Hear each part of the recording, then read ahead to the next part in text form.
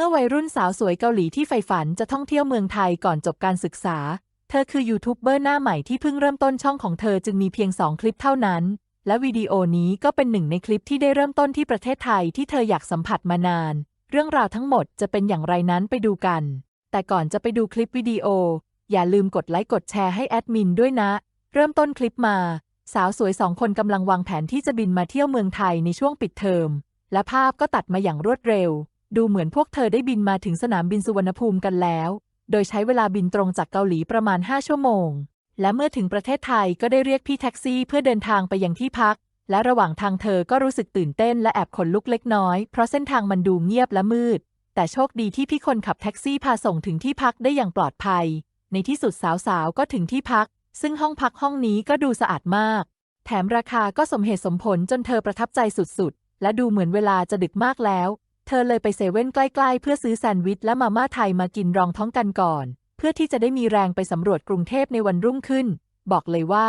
อร่อยถูกใจจนทำให้คืนนั้นจบลงแบบแฮปปี้พอตัดภาพมาเช้าวันที่2สาวๆก็พร้อมเริ่มต้นวันใหม่ในประเทศไทยกันแล้วโดยเริ่มจากออกมาจากที่พักและวางแผนว่าจะไปหากาแฟกินพร้อมหาอะไรกินด้วยซึ่งอากาศเมืองไทยอาจจะร้อนสำหรับเธอไปนิดๆแต่ดูเหมือนว่ามันจะไม่เป็นปัญหาสักเท่าไหร่นักเพราะเธอยังคงสนุกกับการเที่ยวและเก็บเกี่ยวประสบการณ์ใหม่ๆอย่างเต็มที่เธอได้เดินไปเรื่อยๆตามทางเดินที่มีรถสัญจรอยู่มากมายและได้ประสบปัญหาระหว่างการเดินทางเพราะไปเจอกับทางม้าลายที่ดูแปลกตาและไม่มีสัญญาณจราจรทำให้พวกเธอไม่รู้จะข้ามไปฝั่งตรงข้ามยังไง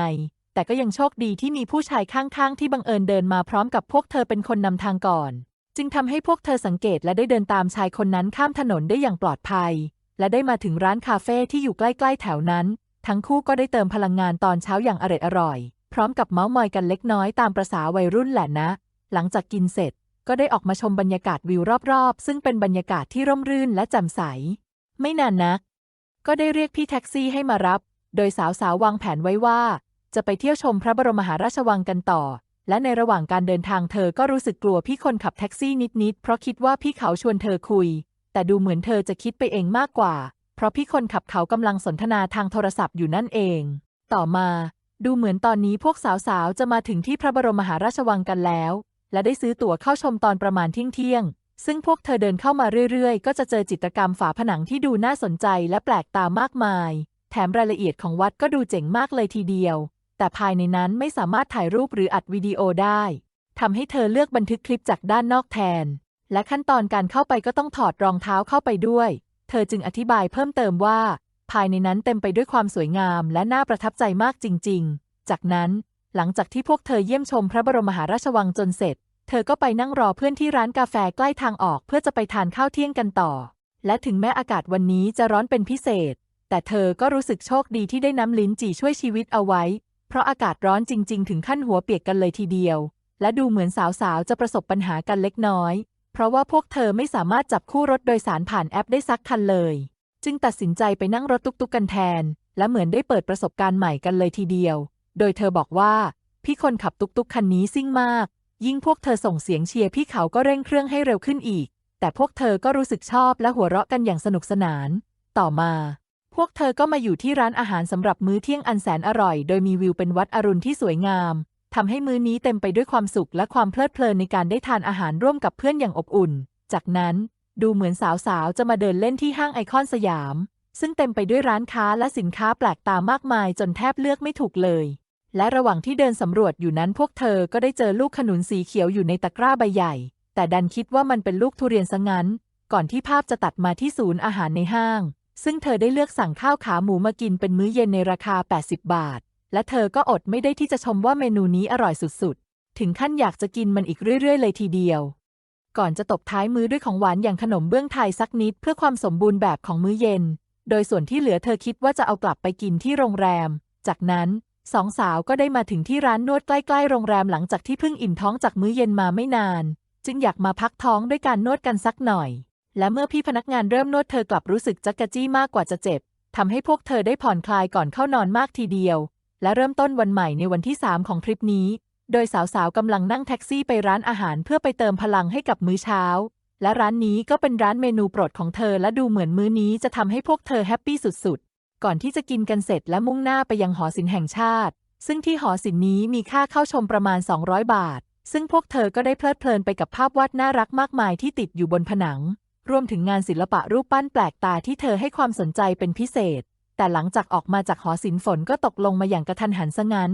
ทำให้สาวๆต้องรอจนฝนหยุดก่อนจะไปเดินเล่นที่ถนนข้าวสารกันต่อและพอถึงถนนข้าวสารพวกเธอยังได้ของฝากติดไม้ติดมือกลับมาด้วยเช่นกางเกงช้างในราคา100 บาทที่ดูเหมือนจะถูกใจเธอมากๆจากนั้นพวกเธอก็ตัดสินใจใช้บริการพี่ตุ๊กๆอีกครั้งเพื่อเดินทางไปกินข้าวมื้อเที่ยง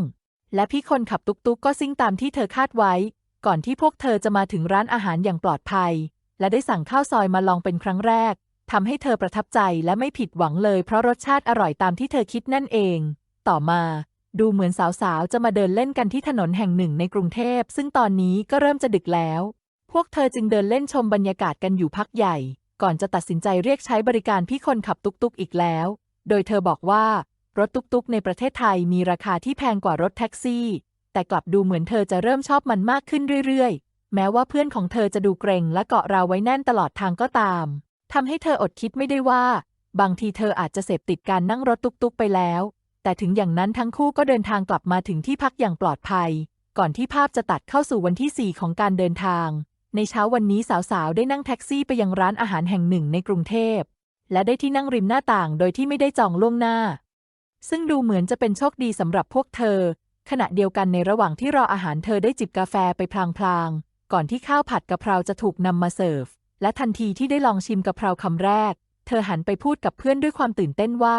ผัดกะเพราจานนี้รสชาติมันคล้ายสาหร่ายแต่ในขณะเดียวกันก็อร่อยมากจนเธออดพูดไม่ได้ว่ากะเพราจานนี้อร่อยยิ่งกว่าที่เคยกินที่ไอคอนสยามซะอีกและยังสงสัยว่าทำไมมันถึงอร่อยขนาดนี้กันนะก่อนที่พวกเธอจะกินกันเสร็จและได้เดินเท้าออกสำรวจกันต่อโดยเข้าไปในร้านสะดวกซื้อเครื่องสำอางและผลิตภัณฑ์เช่นยาดมของไทยที่เธอเคยเห็นมาก่อนด้วยก่อนที่ภาพจะตัดมาเป็นวันที่ 5ของการเดินทางซึ่งสาวๆกำลังจะย้ายโรงแรมจากเดิมเป็นสถานที่สุดท้ายก่อนจะกลับเกาหลีและได้เรียกให้พี่คนขับแท็กซี่ไปส่งพวกเธอไปที่นั่นหลังจากเช็คอินพนักงานที่นั่นก็ต้อนรับเป็นอย่างดีแถมห้องพักที่นี่ก็ดูหรูหราเป็นพิเศษทำให้เธอรู้สึกแฮปปี้สุดๆและดูเหมือนเธอก็อยากจะว่ายน้ำที่นี่ด้วยเหมือนกันจึงได้เตรียมชุดลงไปว่ายน้ำเล่นน้ำอย่างสบายใจกันเลยทีเดียวก่อนที่ภาพจะตัดเข้าสู่วันที่ 6ของการเดินทางซึ่งเป็นวันสุดท้ายของทริปที่ประเทศไทยโดยเริ่มต้นด้วยอาหารเช้าของทางโรงแรมแต่หลังจากนั้นเธอก็กลับไปพักผ่อนต่อเพราะรู้สึกเหมือนจะเป็นหวัดเล็กน้อยและถึงแม้ว่าวันนี้เธอจะเป็นหวัดแต่เธอยังไม่พลาดที่จะออกไปลิ้มลองอาหารเช้าแบบจัดเต็มที่ร้านอาหารไทยแห่งหนึ่งย่านพงพัฒน์และสิ่งที่ทำให้เธอประทับใจที่สุดคือน้ำแตงโมปั่นแก้วใหญ่ที่เมื่อเธอเห็นก็อดยิ้มไม่ได้เพราะขนาดของมันใหญ่จริงๆหลังจากอิ่มหนำสำราญกับมื้อเช้ากันแล้วพวกเธอจึงเดินทางไปห้างเซ็นทรัลกันก่อนเพื่อเลือกซื้อของที่ระลึกน่ารักกลับไปเป็นของฝากก่อนกลับเกาหลีและสุดท้ายทริปของพวกเธอก็มาถึงจุดสิ้นสุดลงจนได้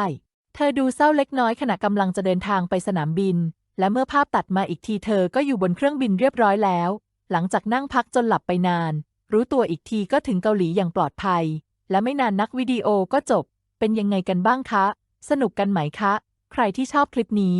ก็อย่าลืมกดไลค์กดติดตามกดกระดิ่งแจ้งเตือนเพื่อเป็นกำลังใจให้กันด้วยนะสำหรับวันนี้ลาไปก่อนสวัสดีค่ะ